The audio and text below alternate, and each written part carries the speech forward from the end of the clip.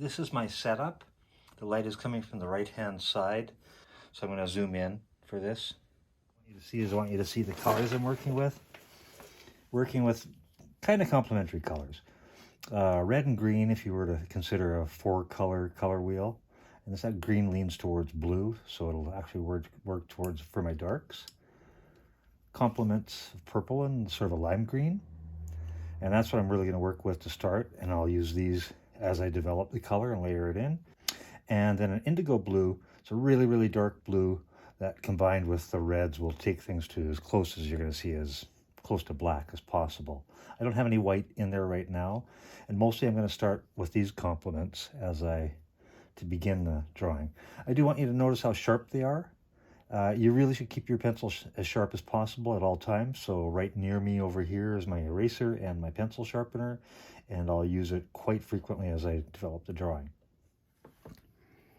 So this type of lighting is known as chiaroscuro or chiaroscura, depending on the origins of the language that you're speaking in, whether it's Italian or Dutch or German. So, but the idea is that you have very intense light and very dark shadows, and the form literally emerges out of the darkness, and that's what you're working with, is that sense of light that you would see in classical works. So I'm going to start by working through the highlights a little bit, very softly, just to establish the general shape of the drawing and general shape of the hand and the overall dimensions. If I start off very softly, I can change that, move things around, and build it up as I go along. One of the things that I've been seeing in the drawings from the class is that people are going bright a little too quickly, and that's where you're getting into trouble. You're losing your shadows so that you don't have the depth, and you need to maintain those dark areas a little bit.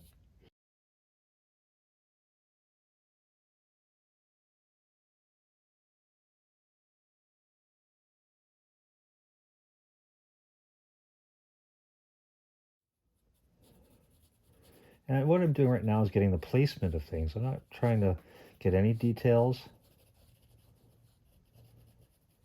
Just get more or less where everything is and the general proportions. And I can measure this negative space in between the thumb and that finger. And I'm accounting for the shadow in here. Measure the space before I come to the next one and look at sort of the angle down from tip to tip. It drops down a little bit.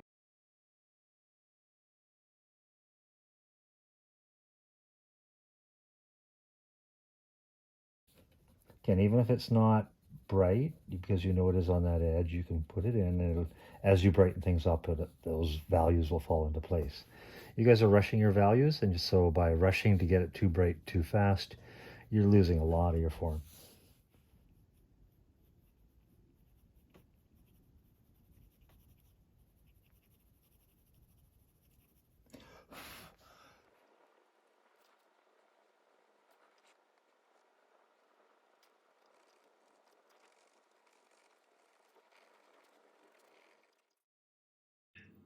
Things will look a little bit rough at this stage, and that's because you're moving quickly, almost a little bit more gesturally. Don't worry, because you can go back in later and you can clean things up and even out some of the texture that you've created. You'll find that a lot of things that start off as lines end up dissolving into the range of colors that you apply in all the different sort of areas as you start filling them in and developing them.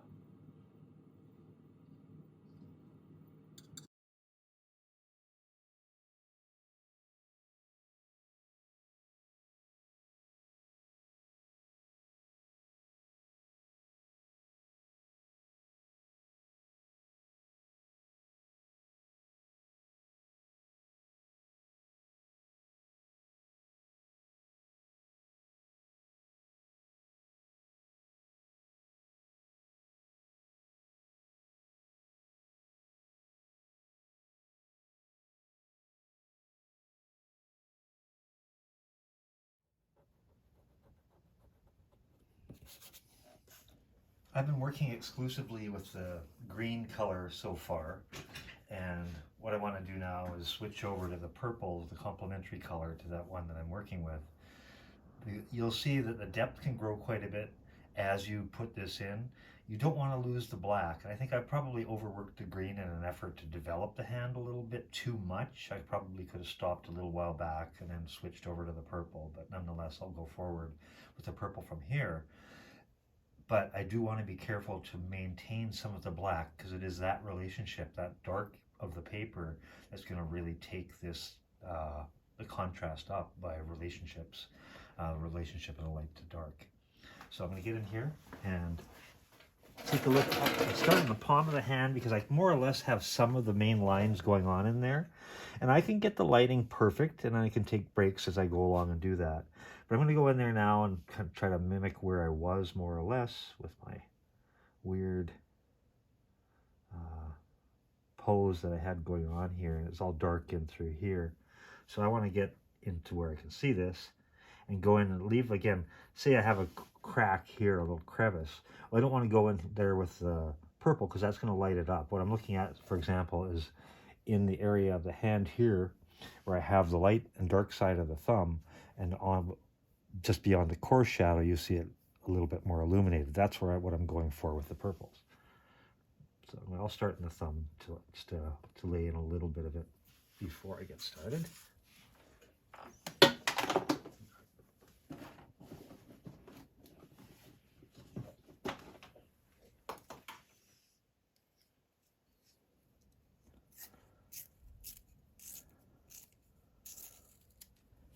Actually, I have one spot here that bothers me.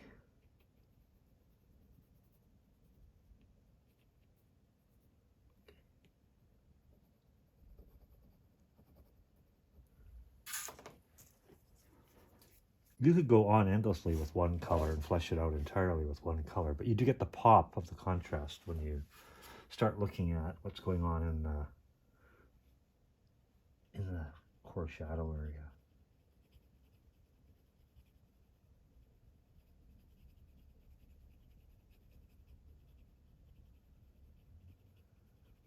So I'll leave the core shadow that's going down the thumb. I'll let that stay going to black for the most part, and I can overlap it once I get a little further, and again possibly even add another color in. Now I've got some lines going on down here, some folds, so I want to kind of see what I've got in here. I have one main line coming through here. I might have to go back in with both colors at that stage.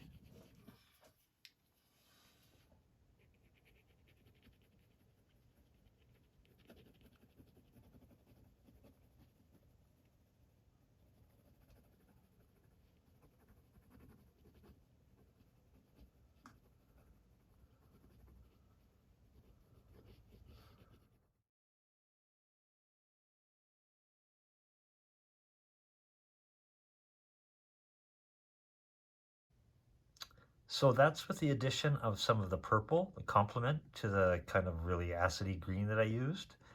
And you can see it's a distinctly different thing, in terms of the way the color works and the way the volumes are achieved now. I probably would have liked to build it up a little more gradually.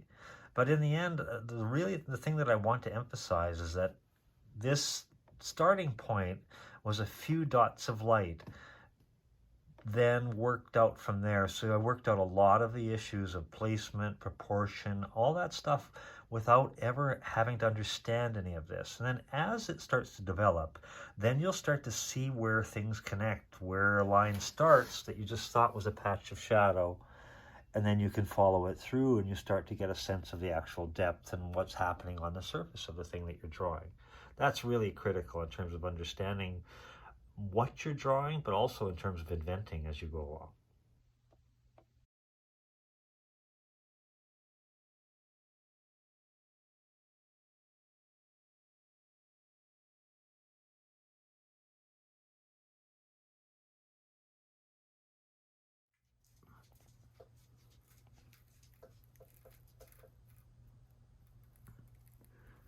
So a lot of textural lines, and I'm just feeling my way across the surface, following some of the actual contour lines and accenting that level of space.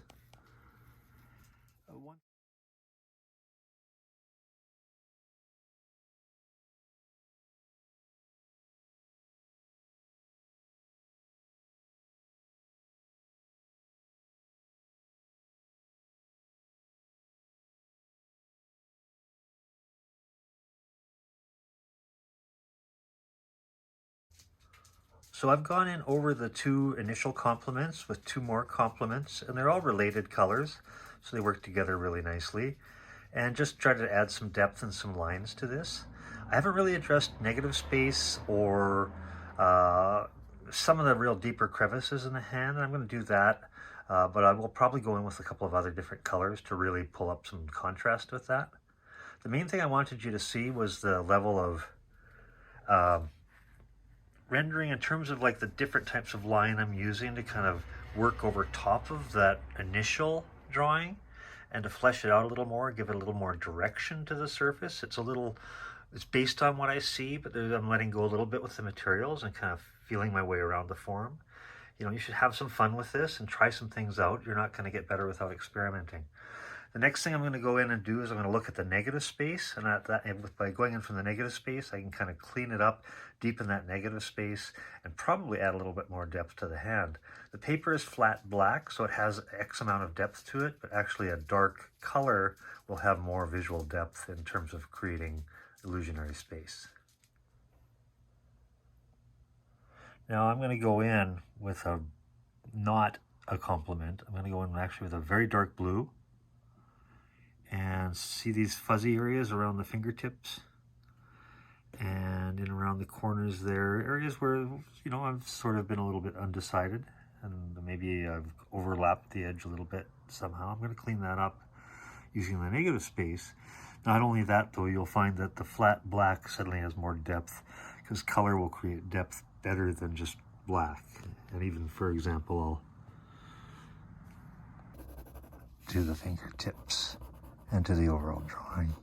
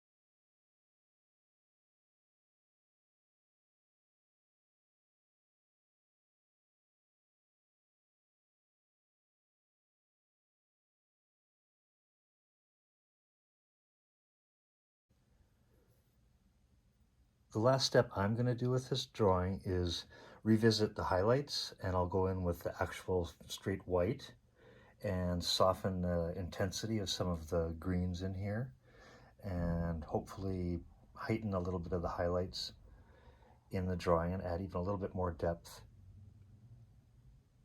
You won't necessarily go this far with every drawing you do, but try to let go a little bit and explore the materials with this particular study.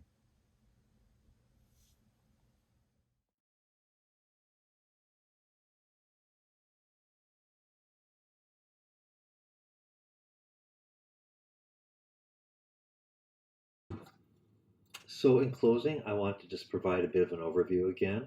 So you start off with just basic lights and darks, one pair of complements. And when you choose your complements, try to get a darker complement and a light complement. And build up the form like that from the inside out, starting with the highlights. You can measure the distance between the highlights to get general proportions, and then slowly start working in throughout the mass.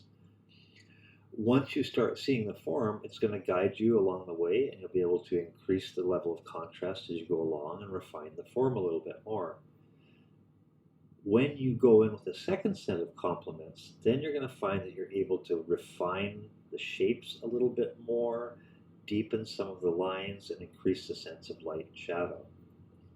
The other thing you're probably going to find is that you may only have four colors when you start, but as you start blending them together one over top of another, you'll end up with some of the tertiary colors, or the third level of colors that come from mixing the two colors together. So you'll end up with a pretty wide range of colors. Don't build things up too quickly, and then really towards the end is when you want to fine tune all of your edges, all your forms, deepen your lines, and clean everything up.